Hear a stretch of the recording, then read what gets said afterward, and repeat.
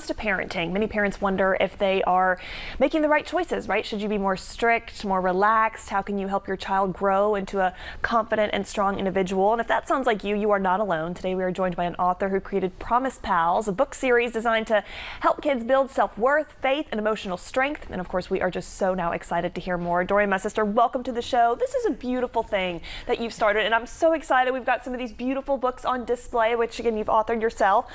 First though, tell me, this started from a really personal place for you. You and your family have a sweet adoptive story. Kind of walk me through what that looked like to whatever extent you want to share and how that since launched the book series. Yeah, so thank you so much for having me. My husband and I decided to adopt a daughter, our child, I should say.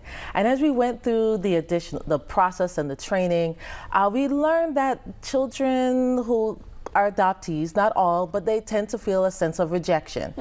So I said, while I was going through the classes, you know, one day, whenever this happens, I want to write a book to let our child know, boy or girl, that they are chosen and cherished, and that the decision that was made out of love. Yeah. And that began the actual beginning of my Promise Pals stories. I wrote my very first book called I Am Cherished and I Am Chosen. So beautiful. To reflect and let my daughter know that she is cherished and chosen in the midst of her adoption. And then I began writing another one to let both boys and girls know that you are accepted and you are enough. You don't have to feel like you are less than because you're adopted. I think just the opposite. I think the adoptive story, I mean, I can't imagine not having been there personally, but it's such a reflection of God adopting us into his family, right? Yes. And bringing us in there. And so we're so grateful now that you've written this for children of young ages. So you started with the one book and it just snowballed into a series. So kind of walk me through, do you have kind of characters, again, different themes for each one? Correct, yes. So I thought I was only going to write one book, and then somehow God kept giving me new ideas and new thoughts to begin to write. So these are just a few of my stories, but this one is I Am Unique and I Am Beautiful. It's about a little girl who has vitiligo, which is the skin pigmentation. And what society calls different, God sees as unique and beautiful. Yeah.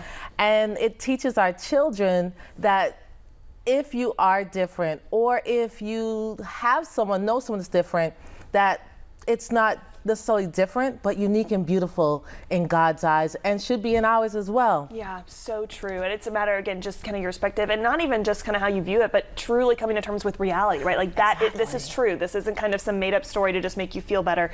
This is truly how our creator of the universe sees us. And so with that too, I love the creative process that you yourself have even put into this, because it's called Promise Pals. There's even a beautiful acronym that goes with PALS. Kind of walk me through what each of those letters represent. Yes, so the acronym, my framework of PALS is basically parents and educators really just being very purposeful on affirming our children with positive affirmations that will allow for them to lead. So P-A-L, allow them to lead. Affirming and helping them lead. Correct. Oh, Dorian, this is so beautiful. And again, just I love everything that you've put into this and just how this has since taken off, just a new venture for you. And with that too, again, it's not just the books, you've also kind of come up with a fun little jar activity. What does this portion look like for families? So positive affirmations should be like a one-a-day vitamin. Yeah. It should be something that you pour into your children every single day.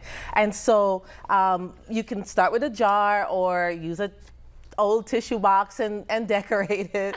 And so each day you can put different colors in it, but for the purpose, it's really just taking one out and then saying, okay, I am loved. Yeah. And having your child say that, I am loved. Whether throughout the day, how are we going to express how you are loved? How can you show love to your child? How can your child show love back? Because at the end of the day, we're pouring into them, but we want them to fully understand, do they fully know that they're loved or are they cherished?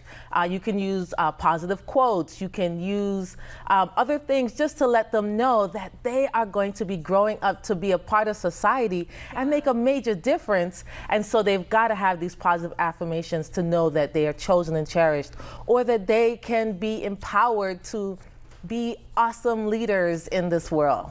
Dorian, I love that you said it's a vitamin, right? Like we have to do this every day. And like you said, just kind of having that focal point and set the tone so our children can learn that and respond. It's so beautiful what you've done. Thank you for coming on. As we kind of wrap too, I think it's so interesting. Any kind of final word for even just the parent, right? I mean, we've talked a lot about kids and raising them up. For the parent though who's struggling and thinks, I don't know if I'm good at that. I don't know if I am making the right choices. Any kind of final word that you can have for them to also know that they have purpose and are affirmed and have a lot to learn and grow as well? Yes. So a lot of the books are also encouraged to allow for parents to use it as an open discussion. Okay. So again, the adoption story, the 2 stories, they are used to, maybe they haven't shared that they're adopted yet. Here's a great way to begin that conversation. Maybe not saying you're adopted, but even just the informing of doing good health and making sure that they're actually taking the time to get rest and drink enough water. Yeah. Which I'm guilty Reminders of. we all need, right? It's so interesting how books cater to children. You're like, oh, this is actually for me at 27 years old. Dorian, thank you so much again for coming on. Tell us one more time before we let you go where we can get copies, follow along with you if there's more in the works we want to stay up to know, but where we can get the existing books so far. Absolutely. So I am at www.dorianinspires.com, which will take you directly to Amazon. And also I'll be at the Women's Expo on Sunday, this weekend. We're so excited. We've got more details about the Women's Expo at the BBC this weekend coming up in just a few moments. But for now, Dorian, thank you again so much for coming on. Keep up what you're doing. We appreciate it. Thank you, my friend. All right.